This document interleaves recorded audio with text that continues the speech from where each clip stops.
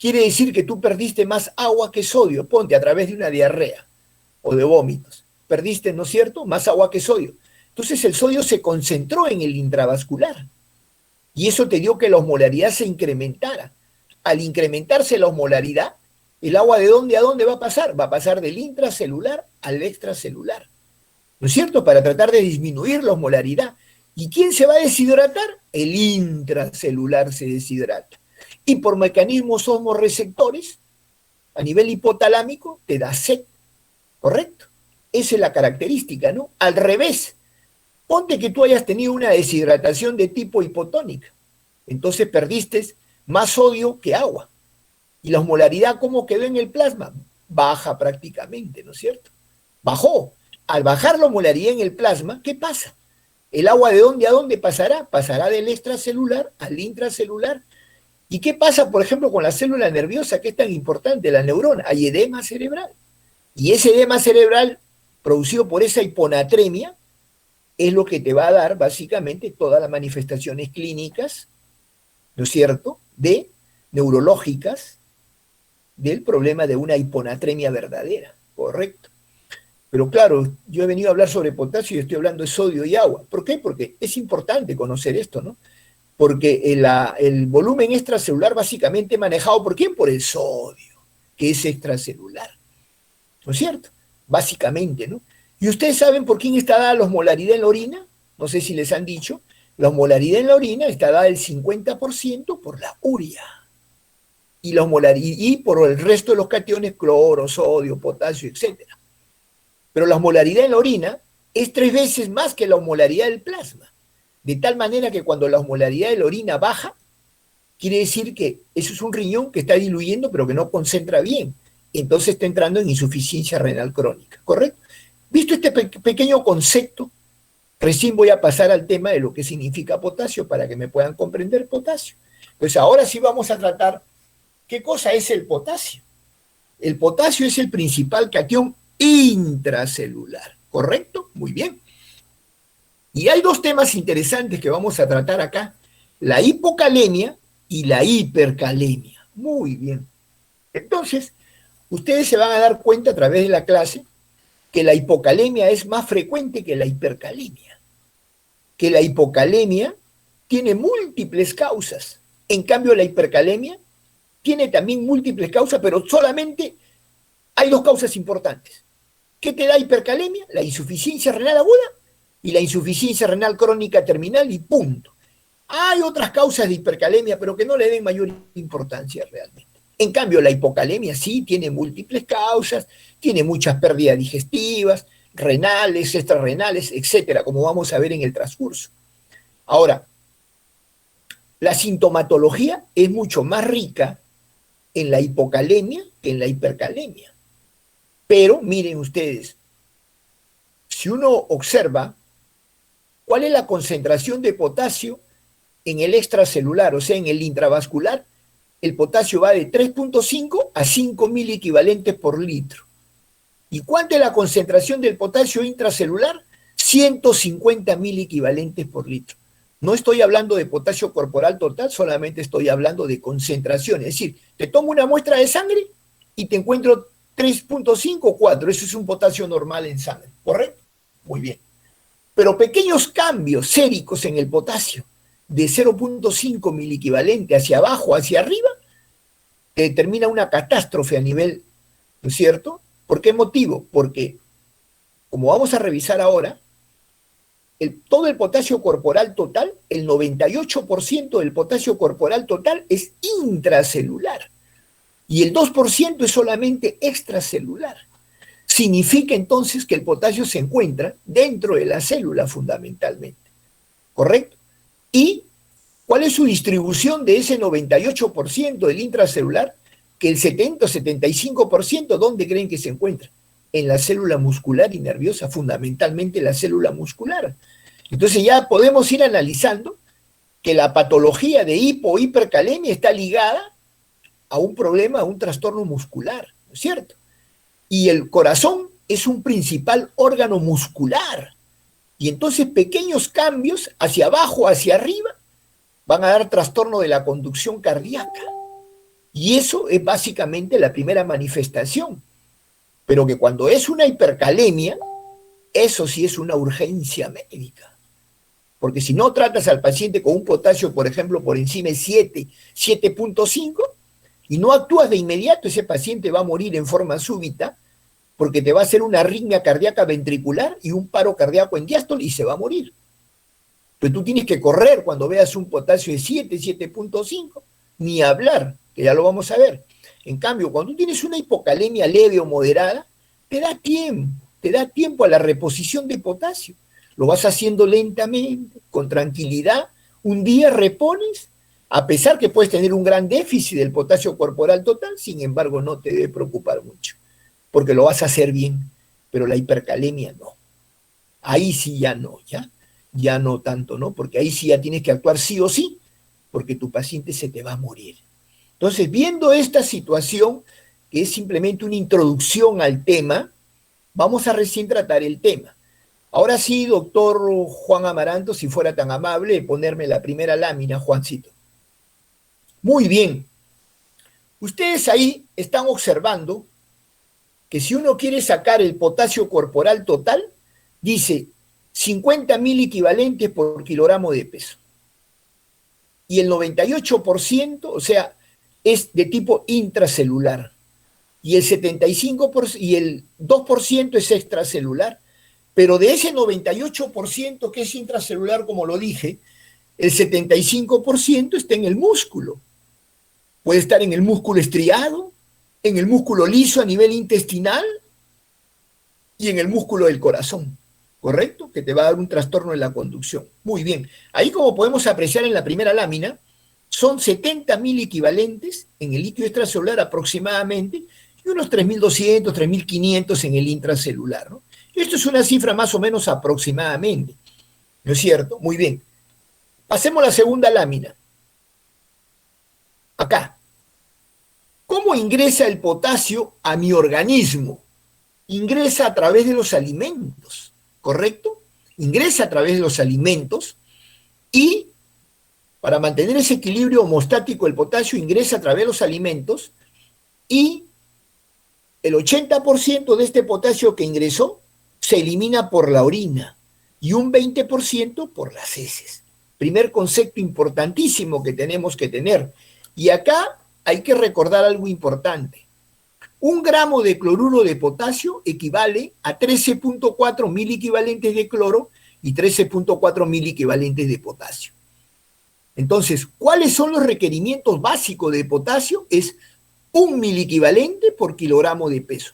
Si yo peso 70 kilos, ¿cuánto voy a requerir? 70.000 equivalentes son mis requerimientos básicos de potasio.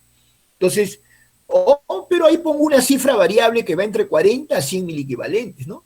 Entonces, si yo divido 70 entre 13.4 para saber cuántos gramos de potasio consumo, posiblemente me dé unos 5 gramos y pico de potasio que yo estoy ingresando a mi cuerpo humano.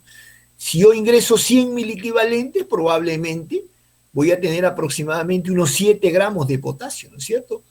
Ustedes cuando han hecho la parte de sodio y agua, por ejemplo, ¿cuántos son los requerimientos básicos de sodio? Son 2 miliequivalentes por kilogramo de peso. De repente capaz no lo ha dicho el profesor, pero yo se los digo. Son 2 miliequivalentes por kilogramo en sodio. Y 1 gramo de cloruro de sodio equivale a 17 miliequivalentes de sodio y a 17 miliequivalentes de potasio. ¿Correcto? Eso para que tengan una idea. Yo me salgo un poco del tema, discúlpenme, pero es que es necesario que ustedes sepan estas cosas porque de repente yo no sé cómo les han hecho las clases teóricas. Pero tienen que tener una idea. ¿Por qué? Porque cuando ustedes hagan tratamiento con solución salina, ustedes tienen que saber cuánto trae un cloruro de sodio al 9 por mil, cuánto trae una destroza al 5%, cuánto trae una destroza hipertónica al 50%. ¿Por qué? Porque eso es importantísimo para el manejo diario de los pacientes. Muy bien, me salió un poquito del tema. Pero es necesario que lo conozcan. Por ejemplo, le voy a poner un ejemplo práctico, nomás chiquito, pequeño. Una solución salina isotónica, un cloruro de sodio al 9 por mil, tiene 9, ¿no es cierto? Tiene 9 gramos aproximadamente, ¿no es cierto? En 1000 centímetros cúbicos, porque es al 9 por mil, un frasco de 1000 centímetros cúbicos, ¿correcto? Entonces, ¿cuántos miliequivalentes creen que tiene eso? Dividirán los 9, ¿no es cierto? Dividirán, ¿no es cierto? O 17 miliequivalentes equivale a 1 gramo, entonces multiplicarán probablemente 17 por 9, ¿no? ¿Cuánto sale eso, Amaranto? 17 por 9, ¿cuánto sale más o menos, Amaranto? ¿Te acuerdas? 153. Correcto, Juan. Entonces, eso es lo que tiene de sodio, ¿correcto? Una solución salina al 9 por 1000. Qué interesante. ¿Te das cuenta, Amaranto? Muy bien, Juan. Entonces tiene 9 gramos aproximadamente. Nosotros tenemos una dieta aproximadamente entre 8, 10 o 12 gramos de sodio, ¿no? Ahora, como ustedes pueden entender, si nuestra función renal está bien y uno da demasiado sodio o da demasiado potasio, lo va a excretar el riñón. Nuestro problema ocurre cuando de repente nuestra función renal está deteriorada y yo le doy demasiada cantidad de sodio, de potasio a una persona, ahí sí voy a tener problemas, ¿correcto? ¿No? Porque voy a retener, ¿no? Entonces puedo ocasionar problemas. Entonces estamos hablando acá, volviendo al caso al potasio, de que el 80% es eliminado, excretado por la orina y un 20% por las heces. De tal manera que si yo tengo la función renal deteriorada y yo tengo una oliguria, tendré que tener mucho cuidado con la reposición de potasio probablemente, ¿no? ¿Por qué motivo? Porque se excreta por la orina. Entonces ya vamos a ver algunas reglas cuando lleguemos al tratamiento de hipocalemia, ¿no? Entonces, ¿cómo está distribuido ese potasio intracelular? Miren, casi 2635 tiene el músculo, el hígado tiene 250, el hueso tiene 300 y los glóbulos rojos 250, ¿no? Aproximadamente. Entonces, como les dije, el 98% de esa distribución del potasio es intracelular, ¿correcto? Muy bien. Entonces, conocido este sistema, podemos seguir avanzando. A ver, avancemos la otra lámina, doctor. Muy bien, Juan. Esto es para ver lo que significa, digamos, la bomba sodio-potasio. Fíjense ustedes, si el potasio en el extracelular tiene una concentración en el intravascular de 5 miliequivalentes por litro, que va de 3.5 a 5, y en el intracelular son 150 miliequivalentes por litro. ¿Cómo es que el potasio puede ingresar de una menor concentración a una mayor concentración? Lo hace a través de un mecanismo de contracorriente. Lo hace a través de la bomba sodio-potasio, en el cual se requiere de un transportador enzimático y de ATP, ¿no? Aparte de eso, que por fuera de las células hay carga positiva en la membrana celular y por dentro hay carga negativa que también hace que haya una atracción, ¿no? Bien, pero por cada 3 iones potasios que ingresan a la célula, salen 2 iones sodios y 1 ion hidrogenio. Ese es un mecanismo normal, ¿correcto? Que siempre va a ocurrir. ¿Y quiénes favorecen ese ingreso del potasio del extralindra? Favorece la insulina, favorecen los beta-2 adrenérgicos, ¿no es cierto? Eso favorecen el ingreso prácticamente, ¿no? Asimismo, también van a favorecer, por ejemplo, la alcalosis metabólica y la aldosterona. O sea, lo voy a repetir. Los que estimulan o pasan el potasio hacia el intracelular, digamos, son la alcalosis metabólica, la insulina, los beta-2 adrenérgicos y la aldosterona. ¿Y quiénes son los que permiten la salida del intracelular al extracelular? La acidosis metabólica, la hiperosmolaridad extracelular y los agonistas alfa-adrenérgicos, ¿correcto? Entonces, esos son. A ver, pasemos a la siguiente lámina. Ahí, por ejemplo, ¿qué va a suceder? ¿Quién regula verdaderamente la regulación del potasio? Tenemos tres situaciones. La aldosterona, por un lado, la hormona antidiurética y el equilibrio ácido-base. Perfecto, comprendido. ¿Qué hace la aldosterona? Retiene sodio y agua a nivel del túbulo y contorneado distal y elimina potasio normalmente. Pero también hemos dicho que la aldosterona tiene otro mecanismo que puede hacer que el potasio también ingrese, digamos, dentro de la célula, ¿correcto? La hormona antidiurética también juega un rol importante porque actúa a nivel del túbulo y contorneado distal, ¿no? Excretando agua y también puede arrastrar potasio, ¿correcto? Muy bien. Ahora, ¿qué sucede en el equilibrio ácido-base? En el equilibrio ácido-base, en la acidosis metabólica, este mecanismo mediante el cual el potasio ingresaba, digamos, por un mecanismo de contracorriente, 3 potasios ingresaban a la célula y salían 2 iones sodio y un ion hidrogenión, ese mecanismo se inhibe con la acidosis metabólica y se vuelve al revés. ¿Qué pasa? Salen 3 iones de potasio de la célula e ingresan 2 iones sodio y un ion hidrogenión. Entonces habría una hipercalemia en la acidosis metabólica en el suero, en la sangre. Acidosis, ¿correcto? Hay una hipercalemia. Entonces el riñón generalmente actúa como un buffer base y lo hace horas después, ¿correcto? O sea, ¿qué pasa con el potasio a nivel renal? Normalmente el potasio se filtra por el riñón y se reabsorbe casi en un 75, casi en un 98%, yo diría casi se absorbe por el túbulo y contorneado proximal. Y hay un 2 o 3% que se secreta por el túbulo y contorneado distal, pero, para que se pierda por la orina, pero siempre va a estar en un intercambio con el ion hidrogenión. O sea, van a estar peleando ambos. ¿Por qué? Porque como el sodio viene de arriba, entonces se intercambian. Un día el potasio le dirá, paso yo, otro día pasas tú, le dice al ion hidrogenión. Entonces, ¿qué va a suceder? Que como yo tengo una acidosis metabólica con hipercalemia, ¿qué tratará de hacer el riñón? Tratará de eliminar los iones hidrogeniones por la orina. Entonces esta vez le dice, tú te quedas, le dice al potasio y salgo yo. Entonces se pierden iones hidrogeniones para neutralizar esa acidosis metabólica. ¿Y la orina cómo estará? Ácida y estará bajo en potasio, digamos, por la orina. ¿Correcto? Entonces en toda acidosis metabólica, tú vas a tener siempre hipercalemia con orina ácida. ¿Correcto? Hipercalemia con orina ácida. ¿Qué sucederá cuando hay una alcalosis metabólica?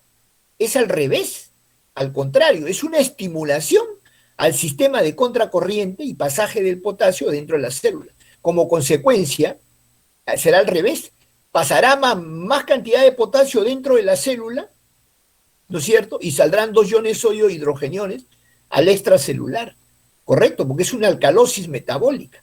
Pero ¿qué sucederá realmente con el riñón? El riñón te dirá, hoy estamos con un medio de alcalosis metabólica.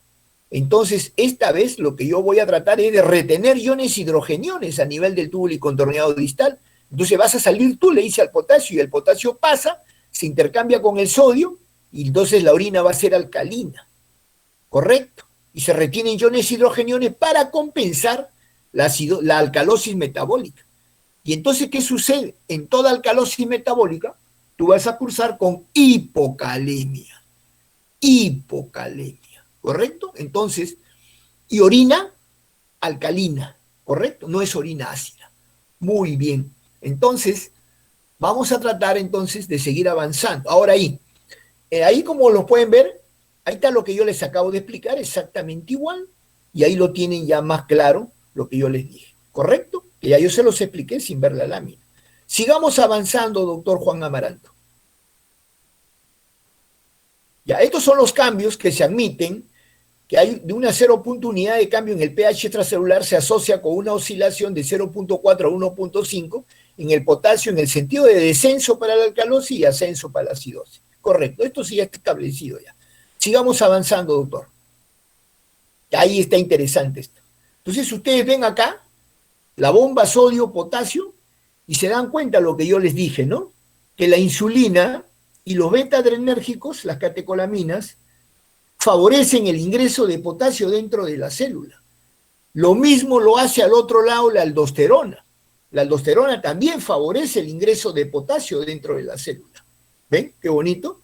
Entonces, la aldosterona tiene doble mecanismo, no solamente porque actúa a nivel del túbulo y contorneado distal, sino que también estimula a la bomba sodio-potasio, ¿no? Entonces, 3 elementos importantes que estimulan a la bomba sodio-potasio, ¿no? la insulina, las beta-adrenérgicos, las catecolaminas y la aldosterona, ¿no es cierto? Que es muy importante porque ellos estimulan el ingreso, digamos, de potasio dentro de la célula, ¿no? Y eso siempre hay que recordarlos muy bien. Perfecto. Vamos avanzando, doctor. Ahí tenemos, bueno, el sistema renina-angiotensina, ¿no? Para recordarlo, ¿no? Este es un sistema que, como ustedes muy bien claro lo sabe Juan, funciona en base a que cuando hay un déficit del volumen plasmático, ¿no es cierto? Cuando cae la presión arterial por algún problema de hipovolemia, se activa mucho este sistema renina-angiotensina, ¿no? Para tratar de compensar esa hipovolemia, esa hipotensión arterial sostenida que podría tener un paciente, ¿no? Por una contracción del volumen extracelular, que no necesariamente tiene que ser una hemorragia, sino que podría ser un cuadro de deshidratación agudo, que te da una contracción del volumen extracelular, y esto determina que inmediatamente el riñón, a través del aparato justaglomerular, te secrete renina, y la renina te transforma el angiotensinógeno, que es una proteína producida en el hígado, y la convierte en angiotensina 1, ¿no es cierto? Como muy bien ven en la lámina.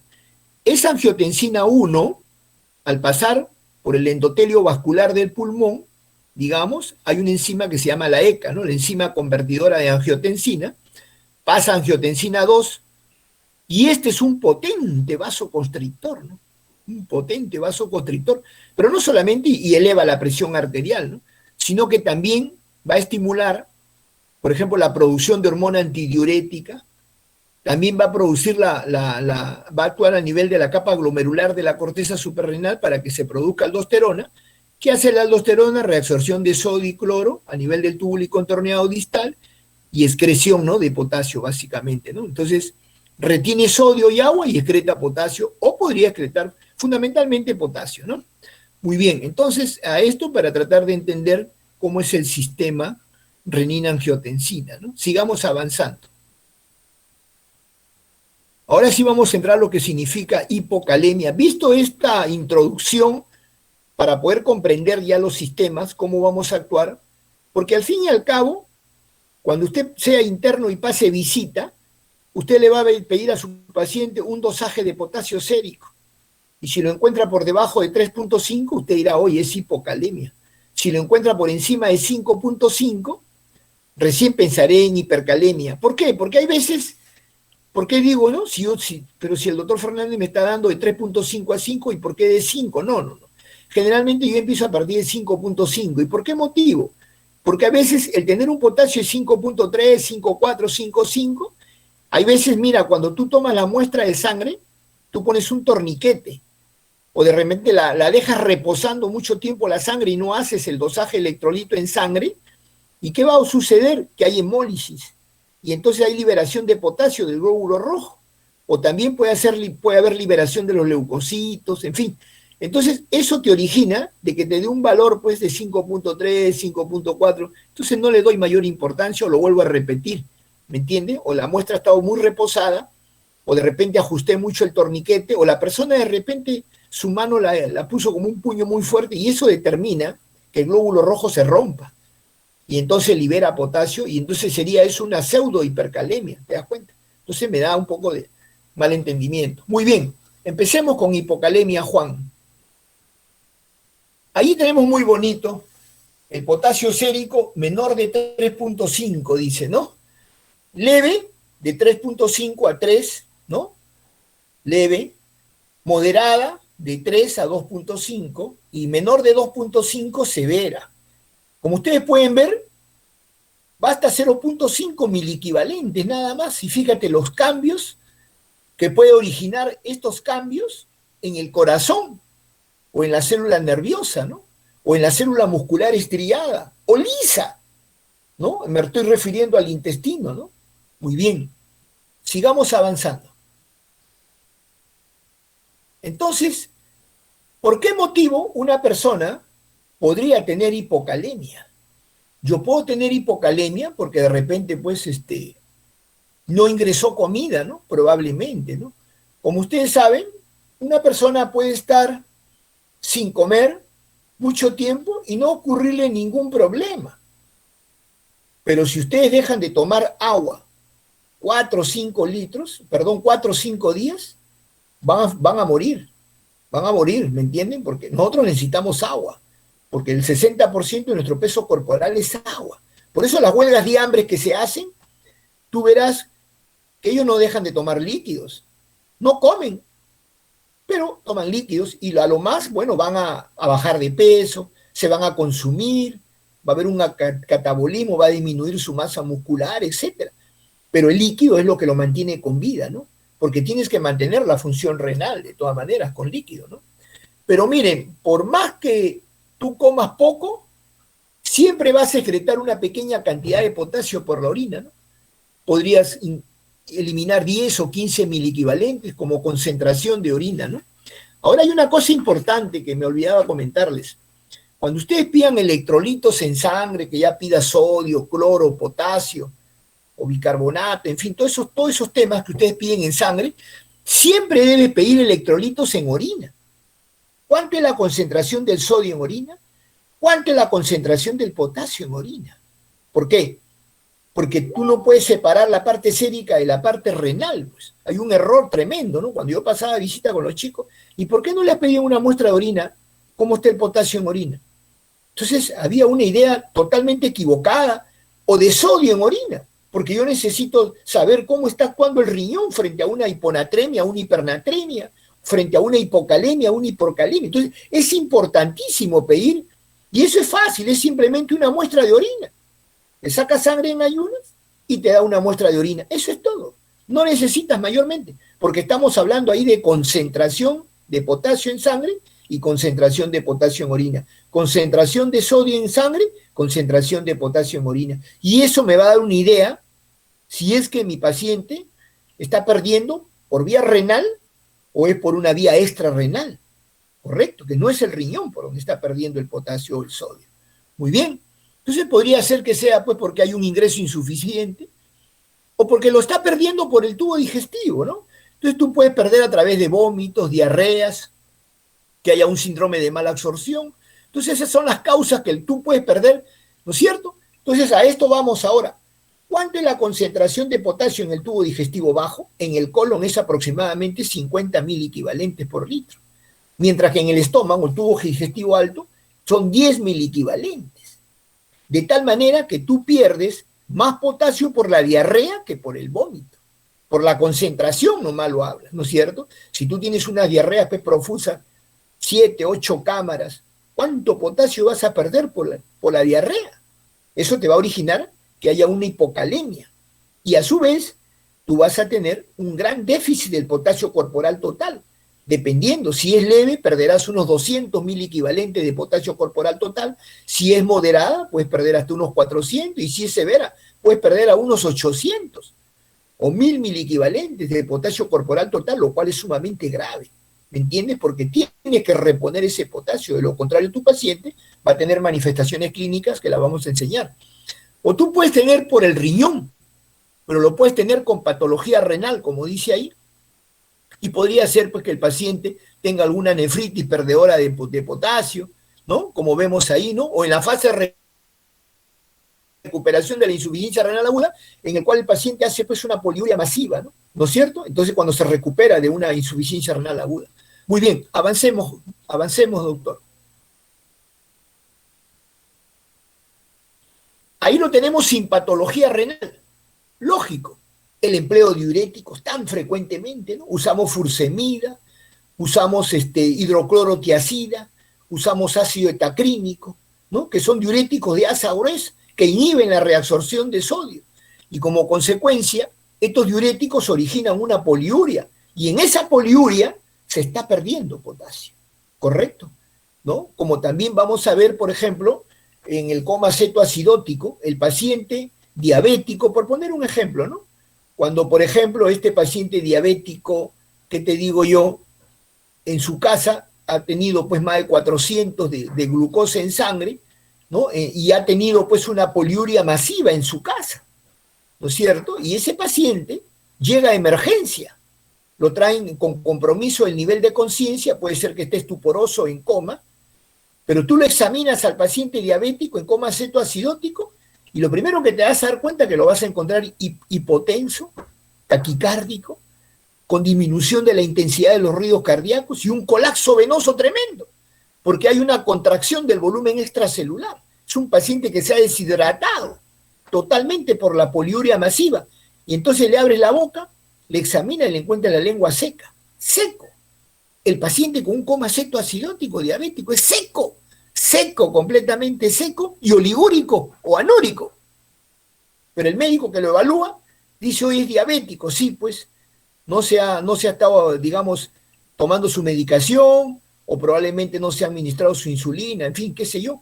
Pero el paciente ha hecho el coma cetoacidótico, viene con una respiración profunda, una apolínea marcada, la respiración de Kussmaul, lo examinas en emergencia y el médico dice, hoy hay que ponerle insulina.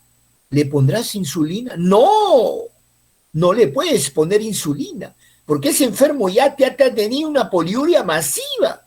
¿Sabe Dios cuánto potasio ha perdido? Entonces pídele un control sérico primero de potasio y te das cuenta que el potasio está en 2.5.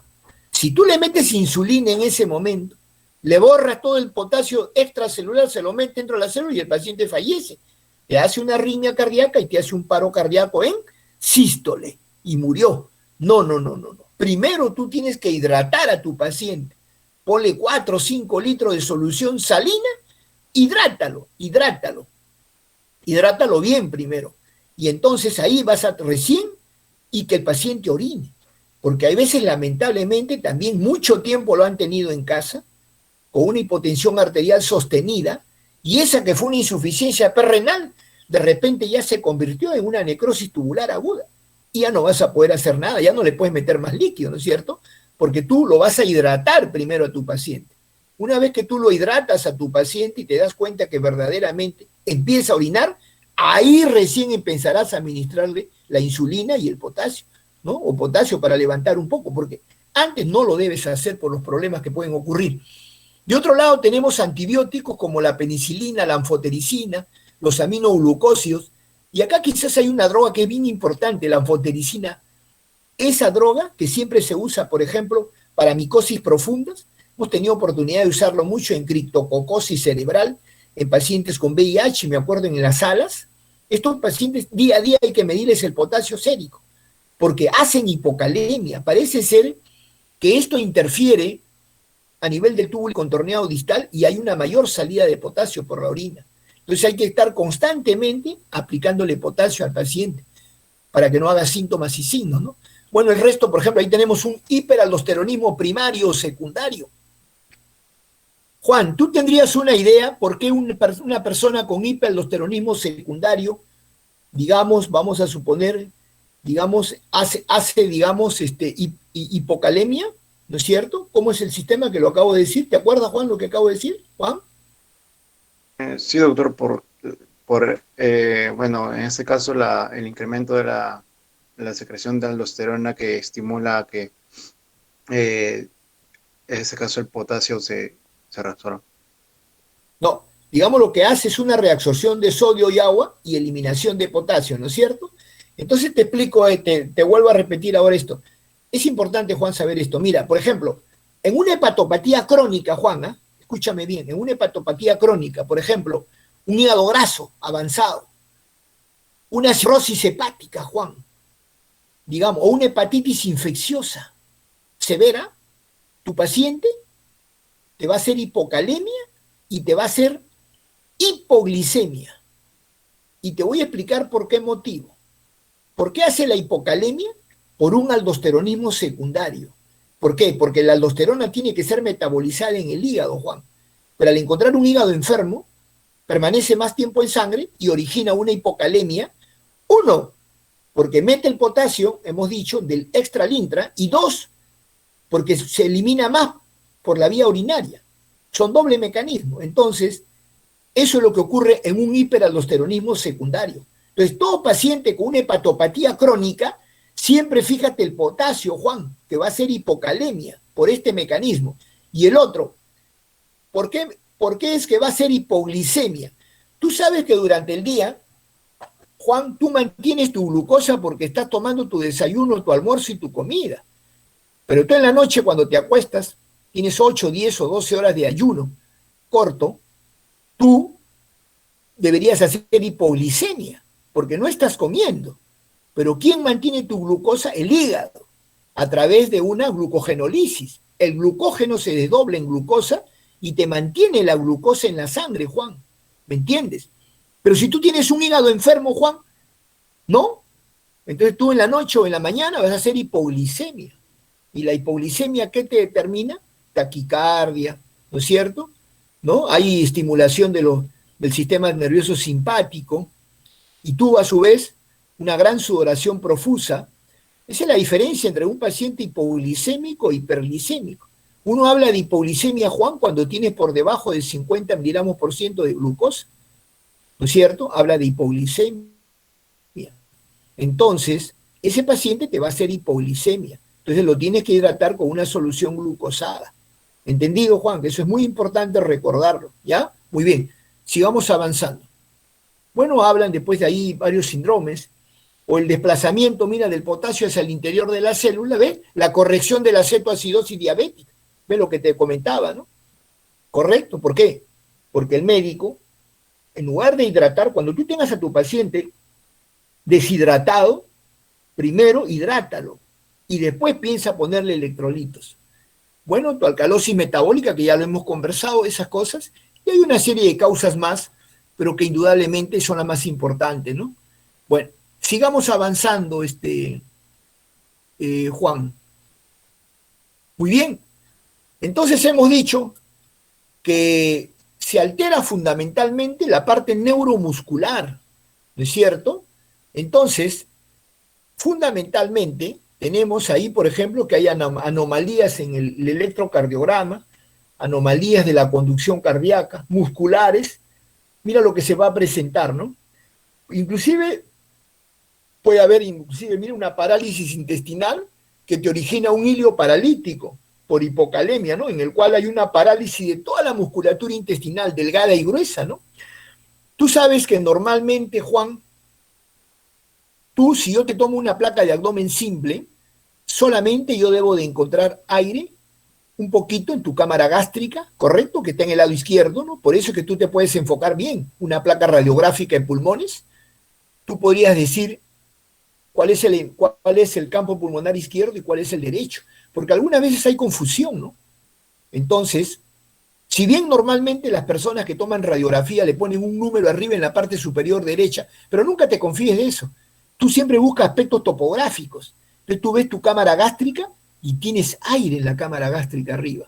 ¿No es cierto que está a 1 centímetro del hemidiafragma izquierdo? Muy bien. Otro parámetro es de que tú tienes aire también en la segunda porción del duodeno y en algunas porciones del colon, pero tú no puedes tener aire en el intestino delgado, de ninguna manera. Bueno, cuando tú tomas una placa de ciclo de abdomen en un paciente con hipocalemia severa, tú vas a encontrar un hilio paralítico. Entonces vas a encontrar cualquier cantidad de distensión de las asas intestinales delgadas y gruesas. Entonces tú vas a concluir que tu paciente clínicamente tiene un abdomen distendido, ¿no es cierto? Y tiene un problema de ausencia de ruidos hidroaéreos, ¿correcto? Ausencia de ruidos hidroaéreos. Y, aparte de eso, tiene pues gran cantidad de aire en todas las asas intestinales. Tú dices, ese es un hilio paralítico, tiene un estado de estreñimiento el paciente y lo diagnostica. Y eso es por hipocalemia. De otro lado, los pacientes también te pueden manifestar calambres, ¿no? Mucho calambre. Tienen manifestaciones neuromusculares o hay también hipotonía muscular, ¿no? Y puede haber también momentos en que puede comprometer los músculos intercostales, los músculos respiratorios, y el paciente entra en una gran dificultad respiratoria. Pero de todas maneras, es un cuadro clínico que se suele presentar, ¿no? Con relativa frecuencia, ¿no? Entonces ahí estamos observando algunos tipos de formas de esto, pero fundamentalmente es lo que yo te digo, ¿no? Existen otro tipo de cosas, bueno, también dice pared intestinal o vesical, claro, la vejiga también, ¿no? Pero pueden haber también, si he dicho que el corazón es el principal implicado, claro, pueden haber arritmias cardíacas, pero generalmente son supraventriculares, ¿no? O podrías encontrar extrasistolia supraventricular o por ahí alguna extrasistolia ventricular, ¿no? Nada más, que te está haciendo ya el diagnóstico de que tu paciente probablemente tenga hipocalemia, ¿no? Pero para eso, a ver, avancemos la segunda lámina, avance esta lámina. Ya. Esto esto es importante en el laboratorio antes de pasar a la otra parte. Si yo, por ejemplo, tengo un paciente con una hipocalemia, Juan, una hipocalemia que tiene 2.5 o 2 miliequivalentes, entonces yo querré saber por dónde está perdiendo el potasio.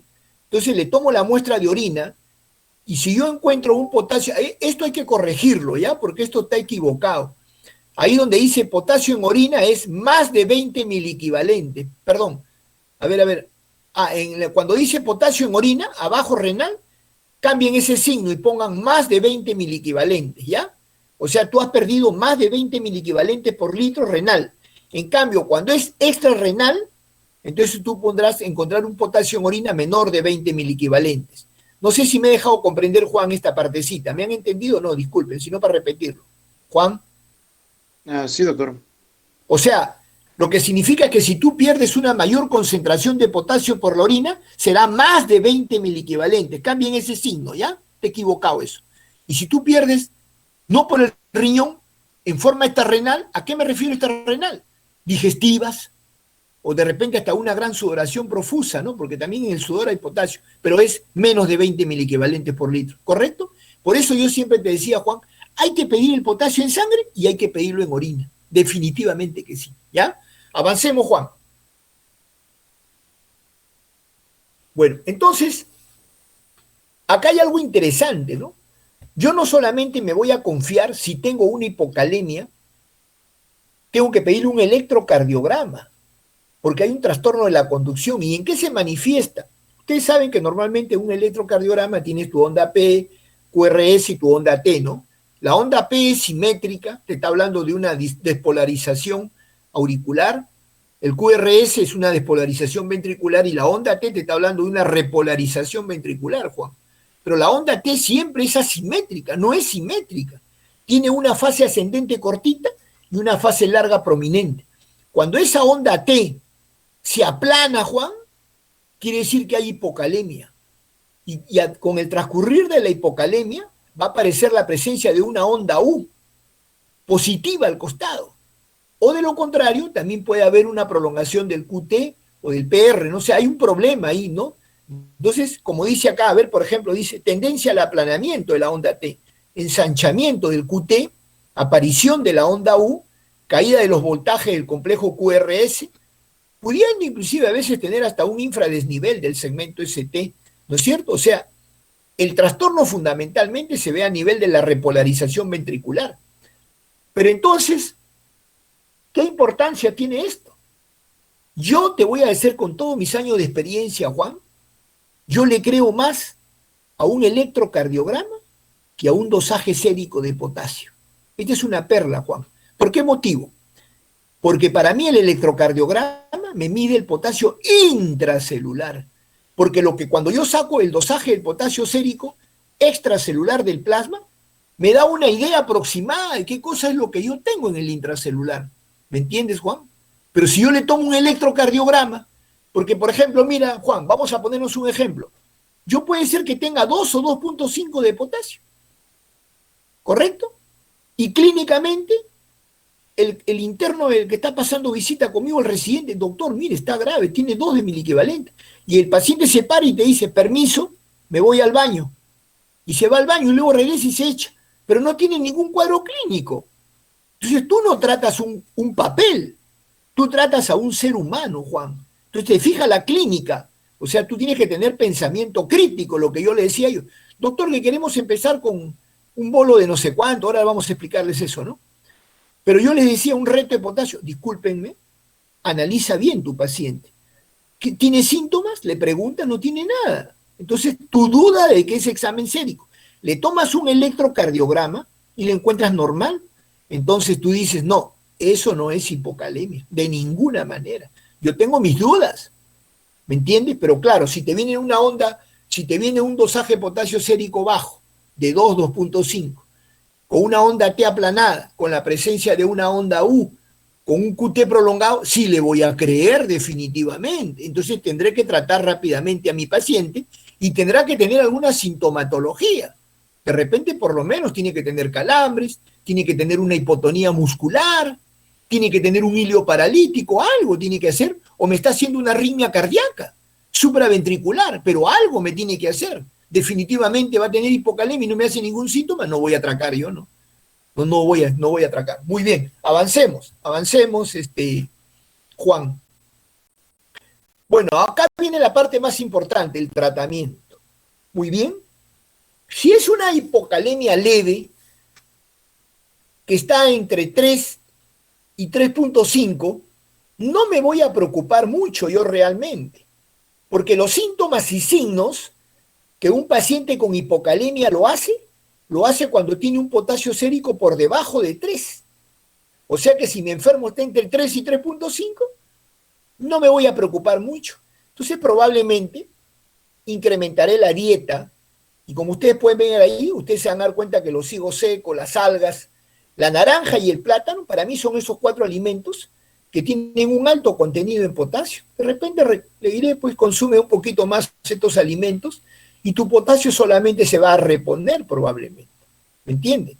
Muy bien, avancemos. Ahora, e inclusive en esa época, me acuerdo yo, habían algunas sales de potasio, ¿no?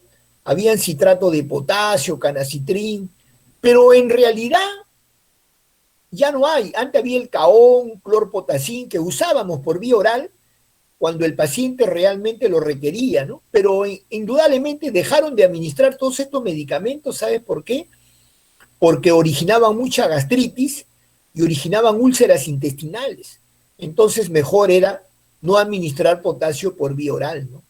Entonces, me parece a mí de que ya hemos usado un buen tiempo, pero han traído problemas. Pero ahorita en el comercio no hay nada para que se use eso, ¿no? Entonces yo solamente, si es leve, yo, ¿qué le daría al paciente? Solamente su alimentación, ¿no? Su alimentación, en base a las cosas que yo les he dicho.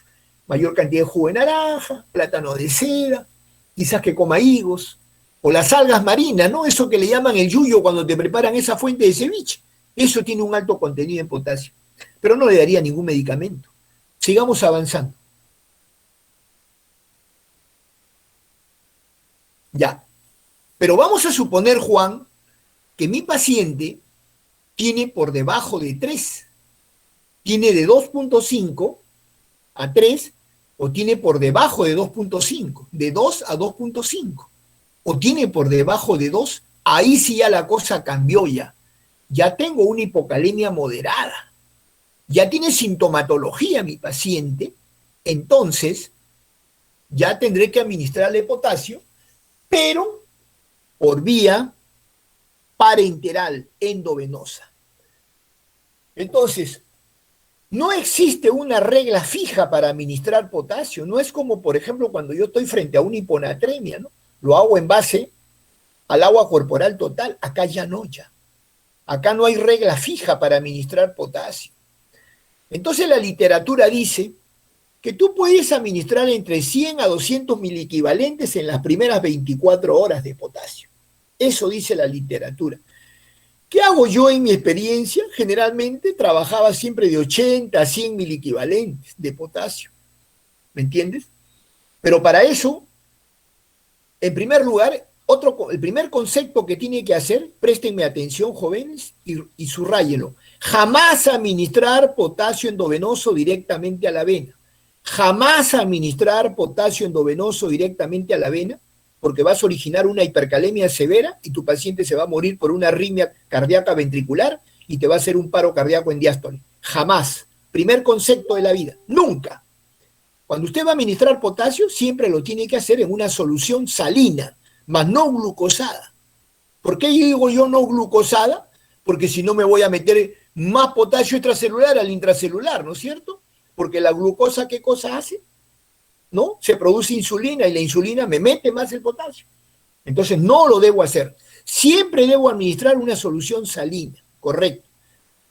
La primera regla es no jamás poner potasio endovenoso. Muy bien. Ahora vienen otras reglas. ¿Cómo está mi paciente? ¿Orina o no orina? Doctor, ¿tiene oliguria? No, está en anuria. No le administro potasio de ninguna manera. Primero lo hidrato, ¿no es cierto? Si hace una pérdida renal o extrarrenal, necesito hidratarlo a mi paciente. Lo hidrato. Una vez que ya yo lo hidraté, ¿correcto? Porque también hay un problema acá, Juan. Tú hidratas a un paciente deshidratado por una diarrea aguda o o por la presencia de un tercer espacio, ¿no? Que un paciente puede tener un cuadro oclusivo de tipo mecánico, en fin, un tercer espacio, ¿no? Entonces te va a originar un problema de una deshidratación tremenda. Entonces, ese paciente, cuando tú lo vas a hidratar, tú te vas a dar cuenta que es un paciente seco, hipotenso, taquicárdico, con un pulso filiforme, con una disminución de la intensidad de los ruidos cardíacos, ¿no es cierto? Pero tú lo pones en una posición de 45 grados siempre, Juan. Cuando tú hidrates a un ser humano, hidrátalo así, en 45 grados. Y tú buscas un ángulo de Luis. ¿Tú te acuerdas, Juan, dónde queda el ángulo de Luis? Juan. A nivel esternal, doctor. Claro, pero ¿a qué nivel queda? ¿A qué nivel? Si no me equivoco, a nivel C3, C4, si no me equivoco. Bueno, está generalmente a nivel de la segunda costilla, el arco costal. Escúchame, Juan, esto es importante captarlo, Juan. Mira, el ángulo de Luis está entre la unión del manubrio con el cuerpo del esternón, ¿correcto? En el segundo. Entonces, ahí está, es un ángulo prominente. Si tú bajas de la horquilla esternal hasta abajo, te lo vas a tocar ahorita, Juan. Tócatelo en tu pecho. Ahí lo tocas.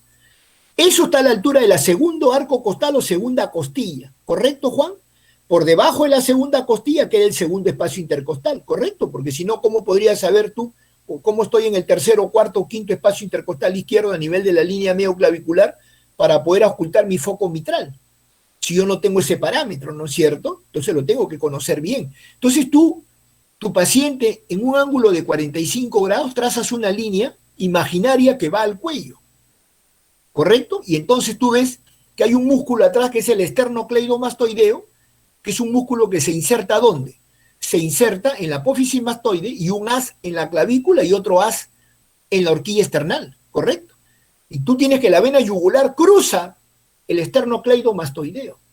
Entonces tú, si tú estás en esa posición de 45 grados, que eres supuestamente una persona normal, que no tiene ninguna patología cardiovascular, nada, yo trazo una línea imaginaria, yo solamente debo tener hasta 2 centímetros ingurgitada la yugular, ¿correcto? Hasta 2 centímetros en una posición de 45 grados. ¿Perfecto? Pero cuando ya pasa este problema, que ha tenido una gran deshidratación o una hemorragia, o un problema en el cual hay una contracción del volumen extracelular, se desaparece eso. Hay un colapso vascular tremendo. Entonces, si bien yo puedo tomar la presión venosa central para saber qué cantidad de líquido le voy a... Y algunas veces hay que meter un catéter, ya sea por la yugular o por la vena cefálica, hasta la vena cava superior o la aurícula derecha para poder medir la presión venosa central. La presión venosa central va de 10 a 12 centímetros de agua. Este paciente probablemente tenga 4 o 5 de presión venosa central. Tiene un colapso vascular tremendo, entonces yo lo voy a empezar a hidratar. Pero algunas veces no toman presión venosa central en las emergencias, los hacen solamente arriba en la UCI, ¿no? ¿No es cierto? Así como también cuando colocan un catéter de Swan-Ganz, ¿no? Para poder saber cuánto de volumen le vas a meter a tu paciente. Pero abajo no, pues, ¿no? Entonces abajo tú siempre mira el cuello, Juan. El cuello es importantísimo, Juan, cuando hidrates a un paciente. ¿Te das cuenta? Para que no te sobrepases de volumen. Entonces puede llegar un momento, Juan, que tú comiences a hidratar a tu paciente, le pasas rápidamente una solución salina en 1 hora, porque si te llegó muy seco, muy completamente, es un paciente que te ha hecho liguria o anuria, tú tienes que reponer rápidamente ese volumen extracelular, porque ahí el órgano que va a sufrir es el riñón, ¿correcto? Va a ser una lesión o injuria al riñón, porque no tiene volumen, ¿no es cierto? Hay disminución del flujo plasmático renal, o sea, hay un volumen efectivo plasmático disminuido, hay un volumen plasmático renal disminuido, ¿no es cierto? Y hay disminución de la filtración glomerular y eso te puede originar un problema de una necrosis tubular aguda. Tú tienes que reponer volumen rápidamente. Pero tú te puedes pasar también, de repente un paciente con 3 o 4 litros es suficiente, pero le metiste 5 o 6 litros y hubiera un problema de solución salina isotónica. Entonces tú vas mirando el cuello. Si tú notas que tu cuello ya se niveló y comienzan a aparecer 2 centímetros, ya hasta ahí paras, ¿no? O de repente te puedes pasar un poquito más, bueno, ya 3 centímetros. Pero no te vas a pasar más cantidad, porque de lo contrario tú vas a poder originar un edema agudo pulmonar en tu paciente no cardiógeno. Le examinan los pulmones y tiene crepitante y de repente comienza a tener dificultad respiratoria ese paciente. Pero vamos a suponer que no te pasaste. ¿correcto? Que estaba muy bien todo, y lo hidrataste bien a tu paciente, pero la enfermera te dice, doctor, estamos con una sonda Foley, pero el paciente no te orina. Ay, caramba, dices tú, ¿mi paciente ya estará en insuficiencia renal aguda o no estará en insuficiencia renal aguda? ¿O es perrenal? Entonces ahí es donde tú ya recurres a un diurético y entonces empiezas a administrarle un diurético. Le puedes administrar manitol al 25%, que viene en frasco de 500 centímetros cúbicos, y le dices a la enfermera, pásale 150 a chorro, le dices. A chorro sí, pásale nomás, no hay ningún problema, pásaselo en 10 minutos. Y rum le pasa los 150 centímetros cúbicos en 10 minutos, de manitol al 25%, y esperas 2 horas. Si en 2 horas tu paciente no orinó y paras el goteo también del suero, lo bajas a 12, 14 gotas por minuto, no le quitas la vía al paciente. ¿Me entiendes? ¿Para qué? Para ver si tu paciente orina o no orina. Doctor, han pasado 2 horas y no orina. Ay, caramba. Repítelo, Juan. Lo vuelves a repetir por segunda vez. Le vuelvo a pasar 150 centímetros cúbicos más en 10 minutos. ¿Y por qué lo tienes que pasar rápido, Juan, en 10 minutos? Porque si lo pasas muy lentamente, el manitol se mete al extracelular y más bien te depleta más el intravascular, ¿me entiendes? Por eso yo le digo a la enfermera, pásale rápido, correcto. Y generalmente a veces estos pacientes están con una bomba de infusión y lo van pasando rápidamente. Muy bien. Pasaron 4 horas, ya terminó las otras 2 horas, y el paciente orinó. Ah, ya, tranquilo. Ahora sí le puedo reponer potasio a mi paciente, ¿ves? Lo saco de la oliguria, lo saco de la anuria. Pero si ¿me entiendes? ¿Me estás comprendiendo, Juan, lo que estoy explicando? Entonces ya ahora sí ya puedo administrar potasio. Entonces lo primero que hay que tener es que mi paciente tenga un volumen de orina mayor de 400 centímetros cúbicos en 24 horas. Pero no me voy a quedar pues las 24 horas, Juan, porque simplemente le diré a la enfermera, mídeme la diuresis horaria. ¿Tú sabes cuánto es la diuresis horaria en un paciente normalmente, Juan? Juan.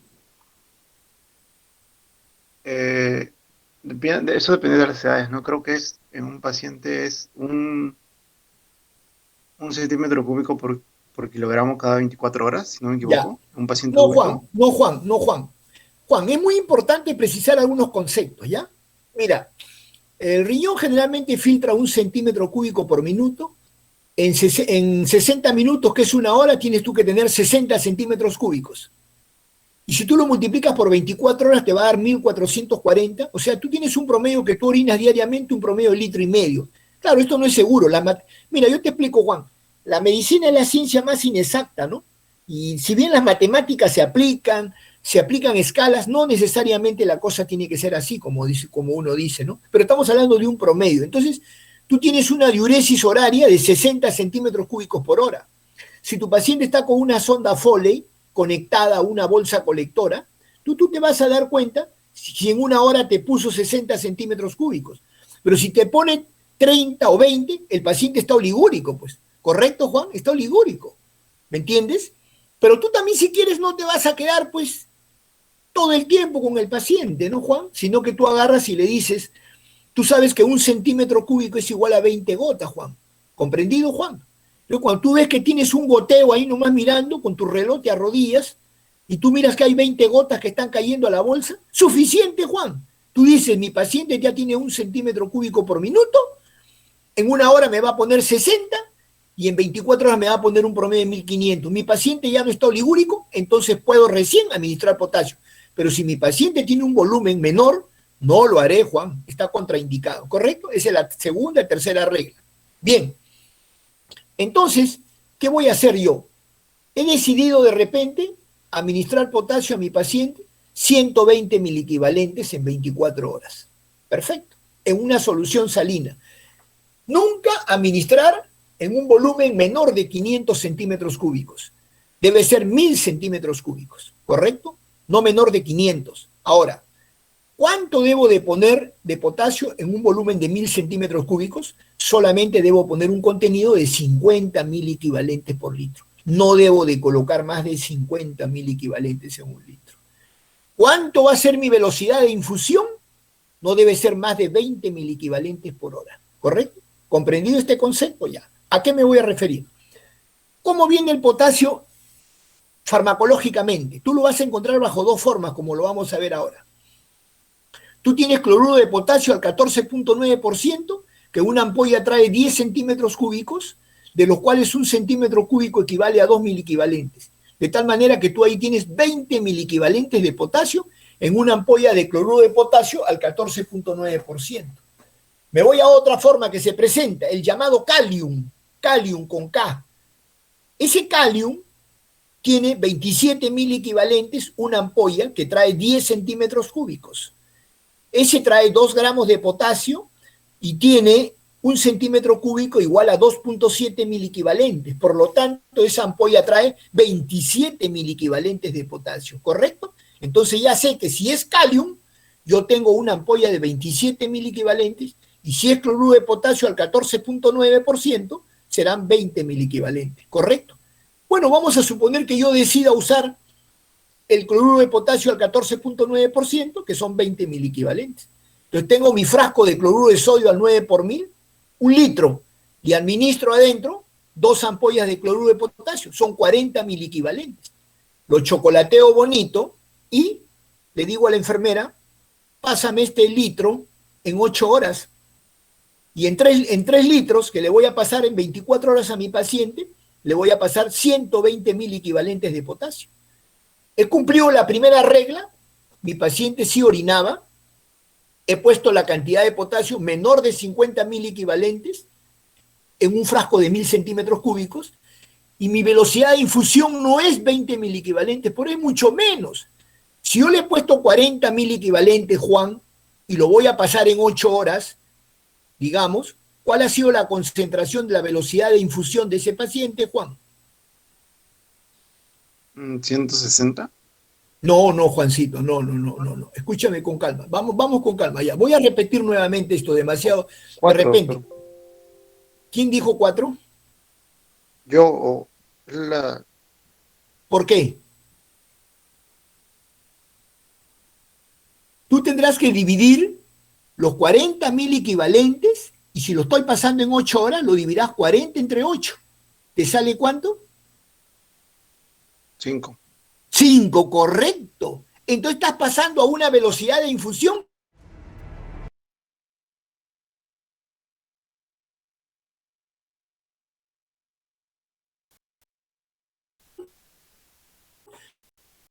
Pensemos, Juancito, voy a pasarlo ese litro con 40 miliequivalentes dentro del frasco de suero en 6 horas. ¿Cuántos miliequivalentes estoy pasando por hora? 6 con algo. 6 puntos y algo. Muy bien, Juan. Esta parte es importante que me comprendan, ¿me entiendes? Yo me puedo demorar más tiempo si quieren, pero yo necesito que esto me lo comprendan, porque esto es importantísimo, Juan, ¿correcto? Entonces son 6. Estoy sobrado, pues, Juan. Le puedo pasar, si quiero, cada 6 horas 1 litro. ¿Me entendiste, Juan? ¿Está fácil, Juan, o no está fácil? ¿Ya me entendieron ya? Correcto, muy bien. Entonces, pero siempre mi paciente también tengo que tener una vigilancia electrocardiográfica, ¿no? Tomándole un electrocardiograma para ver cómo, en la medida en la que yo voy reponiendo el potasio, la onda T se va subiendo, desaparece la onda U, mejora el QT, ¿me entiendes? Siempre monitorizado mi paciente con un electrocardiograma, o de lo contrario, pidiéndole un dosaje sérico de potasio, ¿no? Para ver si se ha nivelado. La literatura dice, Juan, que si tú pones entre 100 a 200 miliequivalentes, vas a elevar el potasio sérico entre 0.5 a 1 miliequivalente, ¿no? Entonces bastaría solamente con ponerle unos 100, 120 miliequivalentes en las primeras 24 horas, y en el resto de los días lo vas nivelando poco a poco, pero lo sacas de ese estado a tu paciente y no se va a morir, ¿me entiendes? Porque la hipocalemia te da más tiempo para tratar de ver. No sé, antes que pase y avance, no sé, Juan, si hay alguno, disculpen, jovencitos, porque no tengo el gusto de conocerlos a todos, ¿hay alguien que no ha comprendido bien esto para volver a repetir? Por favor, no tengan ningún problema en preguntarme a mí, ¿eh? Yo no me voy a molestar, al contrario. Si no, me interesa que ustedes aprendan, sepan el conocimiento, porque para mí yo puedo seguir de largo, y me voy, chao, hasta luego con la clase, y por lo menos de repente el 80% no me ha entendido. ¿Alguien comprendió o alguien no ha comprendido? ¿Quieren que lo repita, por favor? Por favor. ¿Todo comprendido, Juan? Doctor, no sé si mis otros compañeros ya han comprendido. Quisiera que ellos también. Juan Luis, ¿no? Sí, doctor. ¿Quieres que te lo vuelva a repetir, Juan Luis? Bueno, sí, sí, podría volver a repetir Ya. rápidamente.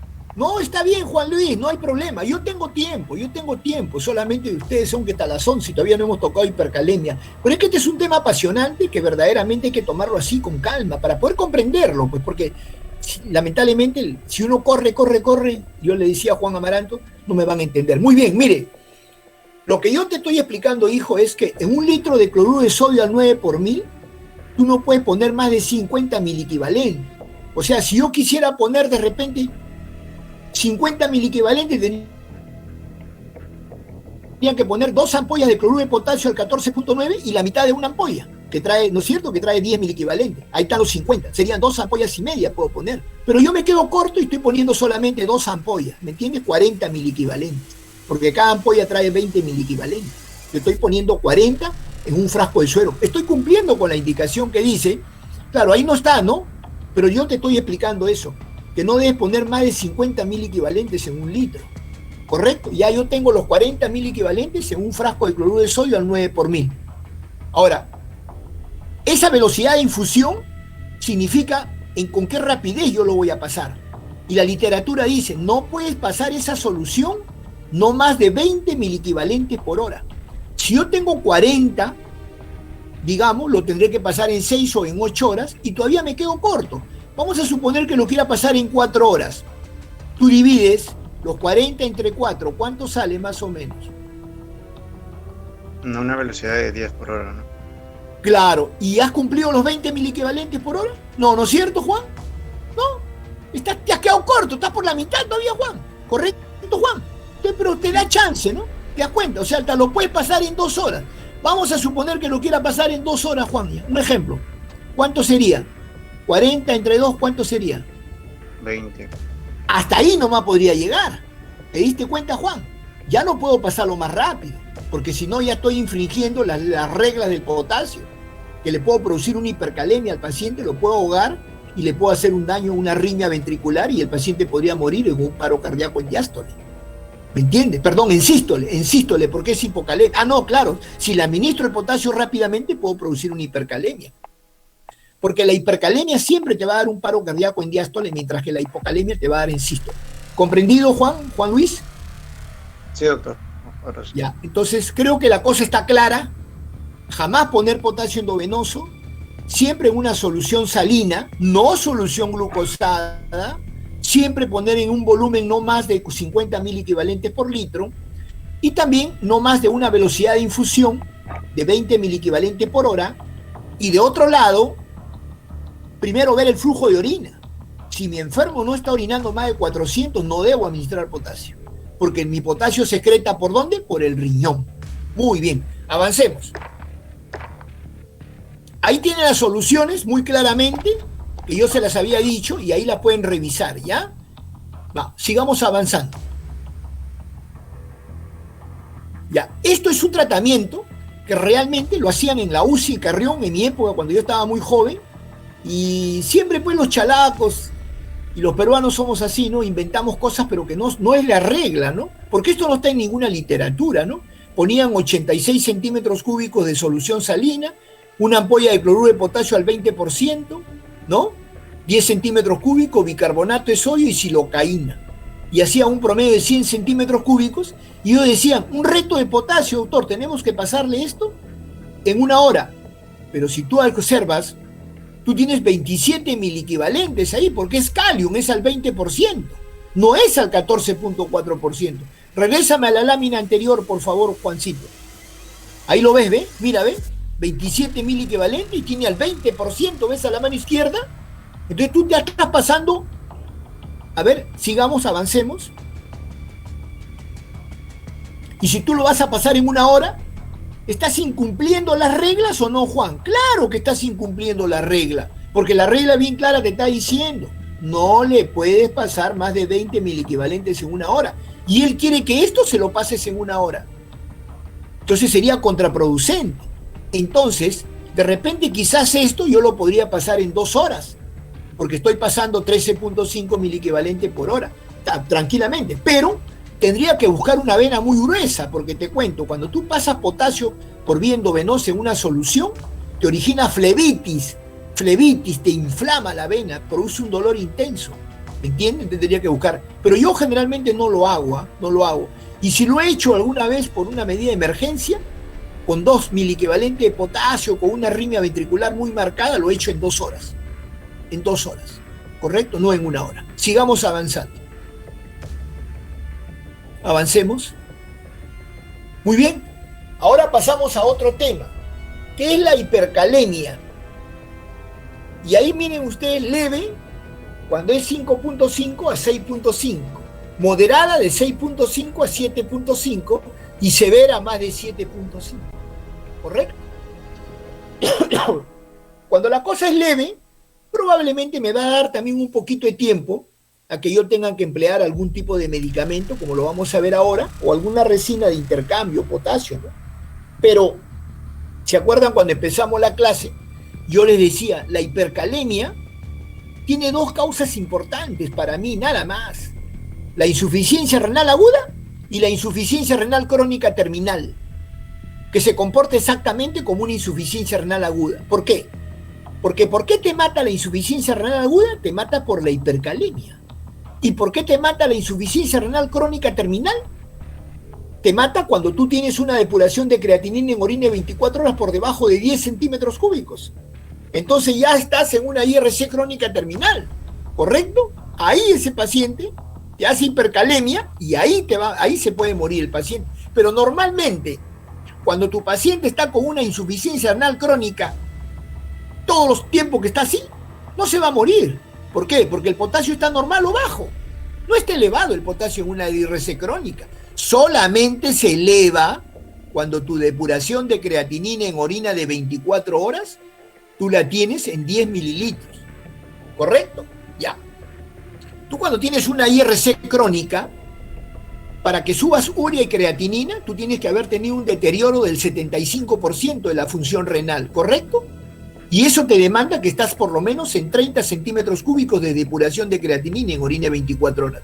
Cuando tú giras hacia la izquierda y vas bajando 30, 25, 20, 15, 10, ahí tú recién estás en una IRC crónica que te va a dar sintomatología, que recién te empieza a dar un síndrome urémico, ¿correcto? Manifestaciones de uremia, manifestaciones de azoemia. Pero si tú estás de 30 para la derecha, tienes 40, 50, 60, posiblemente estés en una IRC crónica, pero latente, pero no te da síntomas, ¿correcto? Muy bien, está aclarado este concepto.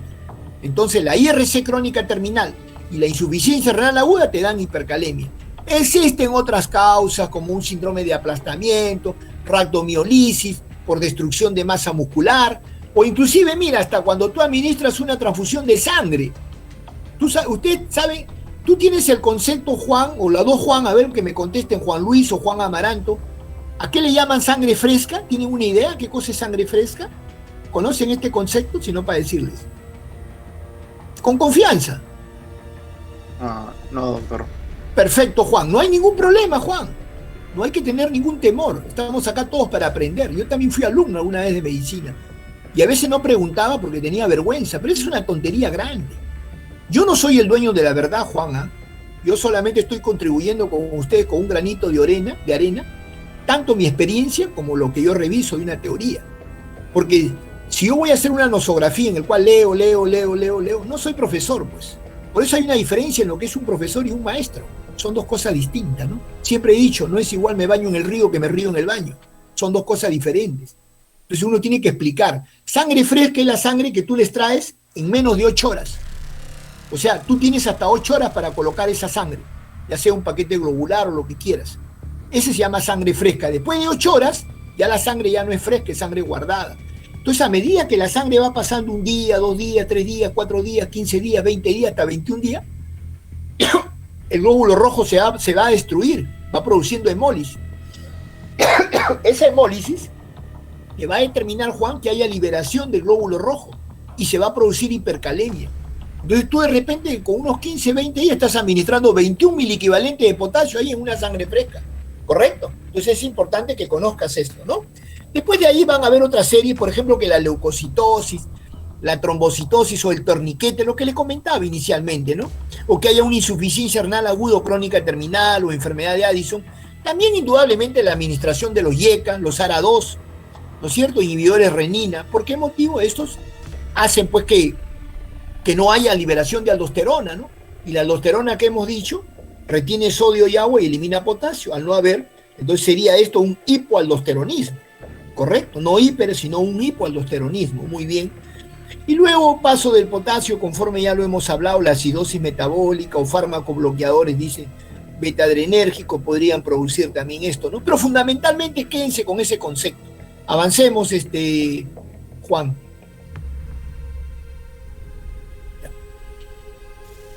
Ahí está bien claro lo que dice, ¿ve? Qué interesante, ¿ve? Es una de las mayores amenazas del fracaso renal agudo. Si es crónico, se produce por debajo de una depuración de creatinina menor de 10 mililitros por minuto, cualquier causa que provoque hipoaldosteronismo o, en su defecto, disfunción tubular renal cortical. Muy bien. Esta lámina sí está muy bien hecha. Avancemos, Juan. Mira las manifestaciones clínicas, ¿no? Si bien pueden haber ese tipo de manifestaciones, fundamentalmente yo te diría de que van a haber más que todo arritmias cardíacas ventriculares, fundamentalmente la hipercalemia, ¿no? Y hemos dicho que cuando el potasio está en 7.5, Juan, muy elevado, eso es una emergencia médica. Y el paciente está hablando contigo, Juan, ¿eh? Está conversando contigo, te das la vuelta, ¡pum!, murió. Me pasó a mí en una visita médica, Juan, que yo pasando una visita médica, me confié en el interno y en el residente. Entonces, iban a hacer, no recuerdo bien, un procedimiento, creo que iban a hacer una paracentesis, no recuerdo bien este paciente. Entonces estábamos en la sala en el 7º B y yo tenía que bajar al 5º piso a firmar mi salida a la 1 de la tarde. Entonces yo le digo, mira, voy a firmar y regreso para ver cómo va la hipercalemia, para ver cómo va la paracentesis. ¿Han hecho paracentesis? Le digo, sí, doctor, no hay ningún problema, el residente lo mismo. Y yo de broma le digo, cuando regrese no quiero que este paciente esté tirado en el piso con un problema de un paro cardíaco y que esté con reanimación cardíaca, pero ni siquiera sabía que el paciente tenía hipercalemia, no sabía, porque no me había... El interno, posiblemente este paciente tenía 7.58 y para él no le dio ni mayor importancia y creía que eso era normal, porque no me lo leyó el análisis. Entonces cuando yo bajo, subo, encuentro que están haciendo reanimación cardiorrespiratoria y el paciente se murió. Entonces yo digo, ¿pero por qué se ha muerto este enfermo? Este paciente no tenía por qué haber fallecido. Por favor, tráigame la historia clínica, la voy a revisar. Y comienzo a revisar y me había encontrado con un potasio de 7.5 miliequivalente. Entonces lo llamo al interno, al residente, y le digo, ¿y esto qué significa? Entonces, ni A ni B. Entonces era porque probablemente ellos no le habían dado mayor importancia a ese valor serológico. Y el paciente hizo paro cardíaco en diástole. O sea, la hipercalemia mata, es una urgencia médica. Cuando tú tengas hipercalemia, reza, porque tu paciente se va a morir. Y mucha gente que pasa visita no sabe qué hacer con un paciente con hipercalemia. ¿Por qué? Porque lo estudiaron así muy someramente, o porque la clase teórica fue muy rápida, o el profesor no explicó esto. Entonces uno aprende en base a la experiencia. Muy bien. Entonces, si bien pueden haber pues manifestaciones neuromusculares, como están muy bien escritas ahí, fundamentalmente lo que hay es básicamente problemas de arritmias cardíacas ventriculares. Y si ustedes observan, casi en hipo o en hipercalemia, las manifestaciones neuromusculares son muy similares. ¿No es cierto? Son muy similares, ¿no? ¿No? Entonces, por ejemplo, cuando usted tiene, por ejemplo, hiponatremia, Juan, ¿han hecho sodio ya? Sí, doctor. ¿Ah? Juan, no sé, te pregunto si han hecho sodio. ¿No me escuchan?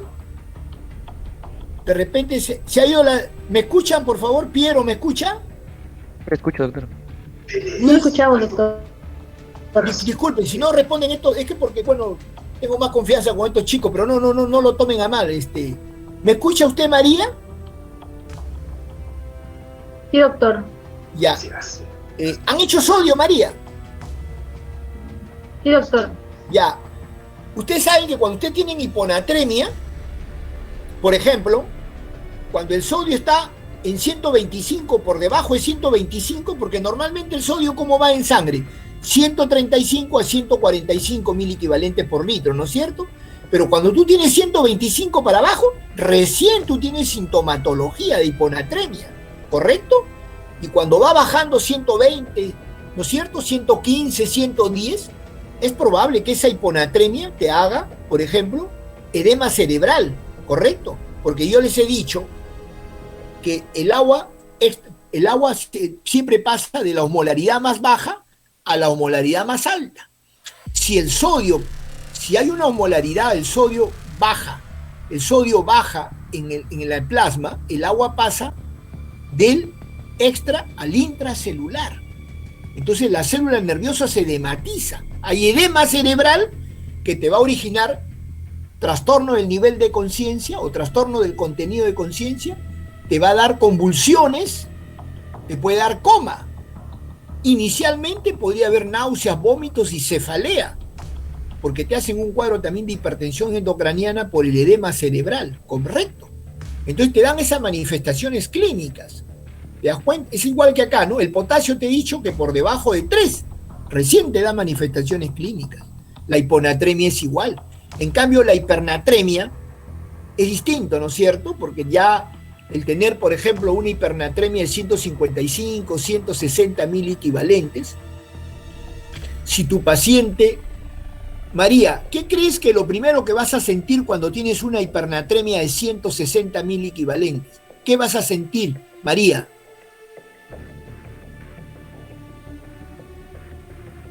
¿Te acuerdas, María Angélica? ¿Hipertensión intracraniana? No, escúchame, María. ¿Me entendiste la parte de hiponatremia, María, o no me entendiste la parte de hiponatremia, María? Si no, para repetirlo. ¿Quiere que lo repita, María? Sí, por favor, repítalo, doctor. Ya. No hay problema, María. Teníamos tiempo todavía. Tenemos 25 minutos para acabar. Hasta las 11 puedo estar, ¿no, Juan? Juan. Ya. Doctor, No hay problema, ¿no? ¿Me escucha, Juan? ¿Me escucha, doctor? Sí, ya te escucho, hijo, ya. No se preocupe. Mira, escúcheme. Yo les hablaba que la osmolaridad del plasma es exactamente igual a la osmolaridad intracelular, ¿correcto? El extracelular está formado por el intersticial y el intravascular, y siempre hay un pasaje de líquido del extra al intra y del intra al extra, porque existe una gradiente osmótica, ¿correcto? Pero que está dada por la osmolaridad del plasma. Entonces la osmolaridad del plasma está dada por una fórmula, 2 veces el sodio multiplicado más la glucosa entre 18 y la urea entre 6. Pero si a mí me dan el boom, el nitrógeno ureico lo divido entre 2.8, ya no lo voy a dividir entre 6, ¿correcto? Eso me da una osmolaridad en el plasma 290 más o menos 5 miliosmol por litro, ¿correcto, jovencito? Entonces, si yo tengo una hiponatremia, que tengo una osmolaridad de 270, ¿correcto? Está bajísima la osmolaridad en el plasma. Entonces el agua pasará del extra al intracelular, porque siempre el agua va a pasar de un lugar de menor a mayor, ¿correcto? Entonces pasa y el intracelular se edematiza, la neurona se llena de agua. Entonces esa causa de la hiponatremia está originando que la célula tenga edema cerebral y eso es causa de hipertensión endocraniana. Por eso que el paciente, cuando tiene un sodio en el plasma de 125, digamos por debajo de 125, ya te comienza a hacer manifestaciones del sistema nervioso central, te hace cefalea y vómitos explosivos, que eso es lo que significa que está el paciente con un cuadro de hipertensión endocraniana, te puede dar convulsiones y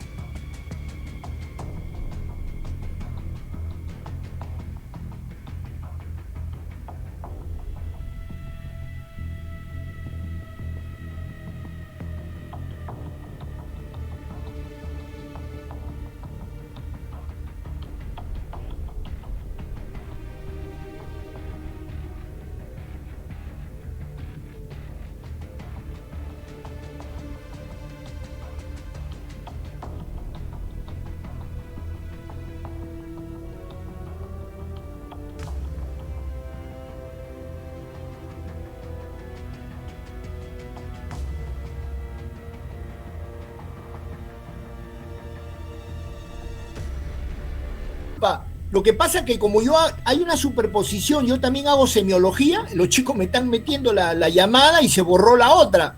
Pero no hay problema, que esperen ellos. Entonces, Juan, pásame nuevamente la imagen, por favor, Juancito. Disculpa, Juan.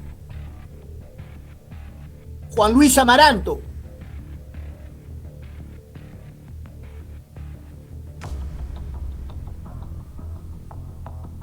Juan. Ya abrí la pantalla, Juan, ya. Gracias. ¿Pueden pasarle la voz a Juan? Juan. Doctor, parece que el delegado tiene problemas, pero seguro ahorita ya entran. Ya, señorita Valeria. Lo que pasa, discúlpenme, como yo hago semiología, a esta hora tengo que hacer semiología. Y los chicos me han metido el otro y se salió el otro. No entiendo, se borró la imagen de nosotros, que estábamos también en la clase. Qué pena. Pero todavía tenemos tiempo, 20 minutos para acabar. Ojalá Dios quiera que Juancito... Ya. Gracias, Juan, gracias. Ya, borremos eso, Juan, avancemos. Gracias, Juan.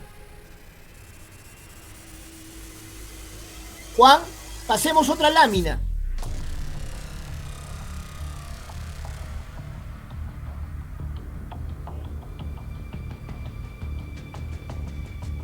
No está pendiente. Juan, no lo veo a Juan Amaranto. Sí, doctor, ¿me escucha? Sí, Juan, pasemos la lámina, ya está bien eso ya. Ya. Ahí están prácticamente las pruebas que yo tengo que pedir a un paciente cuando fundamentalmente tengo que hacer una hipercalemia, ¿ya? Miren, creatinina, depuración, gases. Bueno, esto no hay ningún inconveniente, porque este es parte de esto, ¿no? Pero fundamentalmente le tengo que pedir es un electrocardiograma. Avancemos, Juan, avancemos, porque eso lo leen, ustedes lo tienen ahí, no hay problema. Ya. ¿Qué va a suceder? En la hipocalemia, ¿se acuerdan, Juan, que te decía yo de que el potasio sérico bajaba, la onda T se aplanaba y la presencia de una onda U? Acá es al revés, la onda T se eleva, se vuelve picuda, simétrica. Qué bonito, miren ahí, ven la onda T abajo, eso es lo que va a ocurrir, ¿no? Entonces, fundamentalmente, eso es el trastorno que va a ocurrir en una hipercalemia, ¿no? Que es muy importante recordarlo eso, ¿no? Entonces, básicamente es la onda T elevada, sumamente alta, ¿no? Una onda T picuda, simétrica, ¿no? Puede haber también prolongación del intervalo PR y podríamos llegar a un ensanchamiento del complejo QRS, como lo ven ahí con un potasio de 8.4. Entonces puede haber prolongación del intervalo PR y un complejo QRS aberrante, grande, ¿no? Pero la onda T se eleva, mira, ¿ven? 7.5, 8.4. Sigamos avanzando, Juan. Muy bien. El tratamiento se orienta hacia corregir la causa de la hipercalemia e incluye 4 modalidades posibles: antagonismo de los efectos de membrana, transporte intracelular del potasio, o sea, tenemos que meter el potasio del extra al intra acá, ¿correcto? Porque hay una hipercalemia severa. Eliminación del potasio del organismo y una corrección de los defectos subyacentes. Avancemos, Juan. Ya. Bien. Si yo, por ejemplo, tengo una hipercalemia leve de 5.5, digamos, vamos a suponer a 6.5, de repente, quizás, a pesar que existe una onda T picuda o simétrica, o que yo tenga pues 5.8, digamos que hasta 6 de repente, alguna literatura dicen que hasta 6 podría yo tranquilamente no alterarme mucho. ¿Qué haría yo? Le podría poner un diurético, le puedo poner furosemida de 40 miligramos, podría emplear, la ampolla viene de 20 miligramos de Lasis. Entonces yo podría emplear Lasis, 2 ampollas endovenoso, que es un diurético, ¿no es cierto?, que va a hacer que pierda potasio por la orina. Ponte que mi paciente tiene 5.8, hasta 6 de repente. Entonces yo diría, de repente esto no es por una insuficiencia renal aguda, no es por una insuficiencia renal crónica terminal, de repente esto es porque ha habido hemólisis, o de repente es porque de repente mi paciente pues está tomando algún YECA o algún antagonista de los AT1, AT2 para una hipertensión arterial y se me ha ido a 5.8, 6. Entonces no me altero mucho. Pero si ya mi potasio llega a 6.5 o 6, y ya noto yo que ya me está haciendo una onda T picuda simétrica, ahí sí ya yo tengo que actuar. Y la primera medida que yo voy a actuar, porque en la primera parte, digamos, en el cual yo tengo de repente 5.6, 5.7, 6, 6.2, de repente puedo yo usar ahí mi diurético, furosemida, le pongo 40 miligramos endovenosa, que orine a los 10 o 15 minutos comienza a orinar con el ácido. El ácido, la furosemida, es un gran diurético de asa gruesa que te impide la reabsorción de sodio, porque como tú sabes, el sodio se absorbe casi el 90% a nivel de túbulo y contorneado proximal, ¿no? Entonces, te va a hacer pues que prácticamente elimines sodio, perdón, ¿no? Entonces eliminas agua, y al eliminar agua básicamente va a jalar también potasio, ¿no? Y entonces bota y se produce pues tratando de eliminar el potasio. Hay otra forma, también se usa una resina de cayaxelate, digamos, una resina de intercambio iónico, y se usan, por ejemplo, como vamos a ver ahora más adelante, 50 centímetros cúbicos de esta resina, con un poquito de sorbitol, que también produce un intercambio. Lo que voy a tratar de hacer, y 100 centímetros cúbicos de agua, lo voy a colocar con un enema de retención. ¿Para qué motivo? Que después de una hora de estar ahí, aguantado ese líquido en el recto, en el colon, va a hacer que ingrese sodio y jale potasio. Y luego cuando viene la diarrea, elimino potasio. Estoy tratando de eliminar el potasio de la sangre, ¿me comprende? Entonces podría emplear. Pero cuando ya mi potasio pasó 6.5, ahí me empiezo a preocupar, porque ese paciente en cualquier momento se va a morir, porque va a ser una arritmia ventricular severa y se va a morir. Entonces ahí empleo el gluconato de calcio. El gluconato de calcio viene al 10% una ampolla que trae 10 centímetros cúbicos y que la voy a infundir en 3 a 5 minutos. Pero yo podría pasar de gluconato de calcio, podría pasar yo 10, 20 o 30, pero tendría que tener a mi paciente monitorizado, o sea, con unos electrodos en su corazón, viendo la pantalla del electrocardiograma, y le comienzo a administrar, digamos, gluconato de calcio, ¿no? Lentamente al comienzo, ¿no? Y luego voy viendo cómo la onda T, ¿no es cierto?, o SPR que se ha prolongado, comienza a disminuir la onda T. Me doy cuenta a través de un electrocardiograma, porque esto no lo puedo hacer así nomás, lo tengo que tener monitorizado a mi paciente, el gluconato de calcio. ¿Y qué es lo que hace el gluconato de calcio? La hipercalemia normalmente, la hipercalemia produce un daño a nivel, ¿no?, del músculo cardíaco, hace que la diferencia entre el potencial de reposo y la excitabilidad de la membrana se acorte, se aplana. Entonces, ¿qué hace el gluconato de calcio? Aumenta la excitabilidad de la membrana y como consecuencia evita todo ese daño tóxico que está originando la hipercalemia. Es antagónico al potasio, a la hipercalemia. Por eso dice, aumenta el umbral de la excitabilidad de la membrana celular, efecto rápido cuando hay cambios electrocardiográficos muy severos.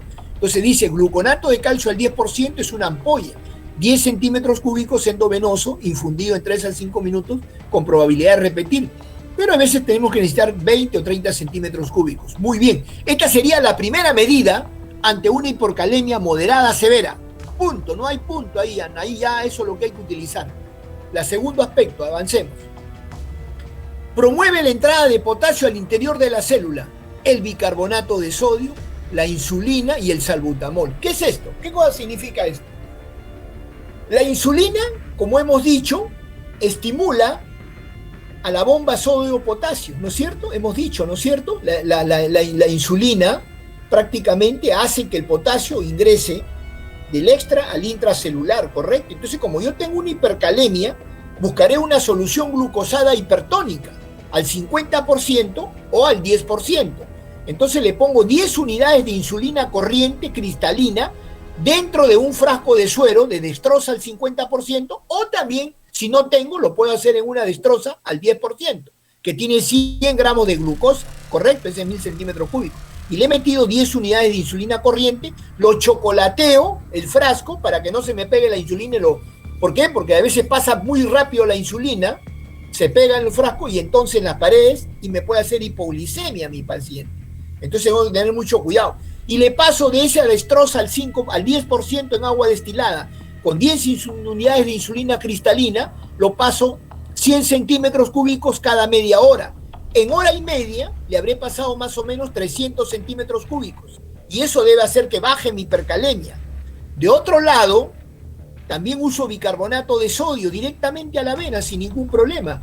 Las ampollas de bicarbonato de sodio al 8.4% generalmente traen 10 centímetros cúbicos y entonces yo puedo emplear 1, 2 o 3 o 4 ampollas de bicarbonato de sodio, ¿no? Entonces no hay ningún inconveniente en ese sentido.